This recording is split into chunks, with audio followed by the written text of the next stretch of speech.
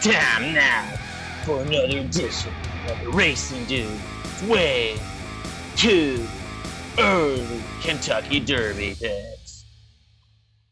Welcome back to RacingNews.com, and this week on our Way Too Early Kentucky Derby Contenders preview with Aaron Halterman, we're going to be looking at a horse named Chasing Time, who was an impressive winner at Oaklawn Park back on Friday. Aaron, this horse very popular, over 3,200 estimated owners with the My Racehorse Group. You and I are both very familiar with the My Racehorse folks. Very exciting. This colt by Not This Time. Very impressive. What did you think about his effort here? Yeah, they were all really excited after the race, and they should have been. This was a very impressive effort by Chasing Time. This was a horse, and not to offend the 3,200 owners, but it was a horse that looked good but not great in the first four starts, right? Hit the board in some maidens, did break the maiden at Churchill Downs, second in an allowance race at Oaklawn, but wasn't really competitive. Stretches out to two turns for the first time. It's an allowance race at Oaklawn. He's setting the pace, looking really strong. A horse kind of flies up to his outside, and I thought, this could be trouble. Anytime you see a young horse, they sometimes try to chase. He didn't do that. He set right off and then pounced at the top of the stretch and just annihilated this field. They have reason to be excited. This was a huge effort when stretching out to two turns for this horse, and it's not surprising. Not this time. I have a Dixie Union mare. I mean, there's a lot of pedigree there that says this horse is going to like to go long. The buyer came back as an 81, which a lot of people were like, well, that wasn't that great. It's kind of what John White kind of taught me this once. It's an 81 plus, right? Like, yeah, he got an 81, but he also never got out of first gear. So it's not like he was at max effort there. So a lot to like about Chasing Time. It's an 81 when you won by 8 lengths in hand. I mean, right. 81 plus is a great one from John White there. So the horse clearly looks like the two turns is what he's going to like here. Oaklawn Park, then I think the next race they're aiming for will be the Rebel Stakes, which is a grade 2 going. Is it a mile and the 16th at Oaklawn, Aaron? Yep.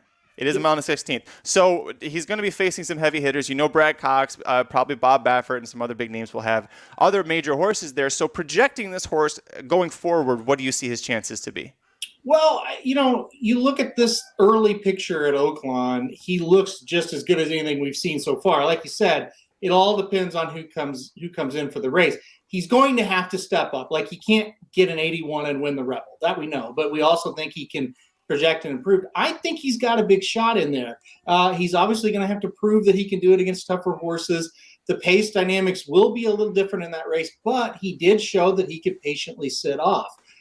It's nice that he does have early speed, though, in case he shows up in a race and there isn't a lot of early speed. So I like him. It's way early to be predicting a Rebel winner. We haven't even seen the Southwest yet. That'll be next weekend, and maybe then we'll have a little bit better answer to your question. But as of right now, he's got to be one of the top 4 or 5 contenders that are kind of pointing at that race. And at this time of the year, this stage in the game, that's exactly what you're asking for.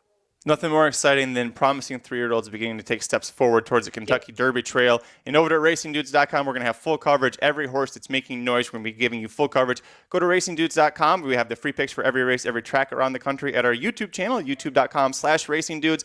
As I mentioned, full coverage of the Kentucky Derby, also the Kentucky Oaks and the Pegasus World Cup, which is coming up in just a little bit here, January 29th at Gulfstream Park. Go to RacingDudes.com where you can get everything that you need related to the Pegasus and the Kentucky Oaks and the Kentucky Derby and beyond. Hit like if you like this video. Hit subscribe if you really like it. Tell us below, what do you think about Chasing Time? Is this a legitimate Kentucky Derby prospect? We think so, and we'll see you at the track. This has been another edition of the Racing Dudes Way Too Early Kentucky Derby picks.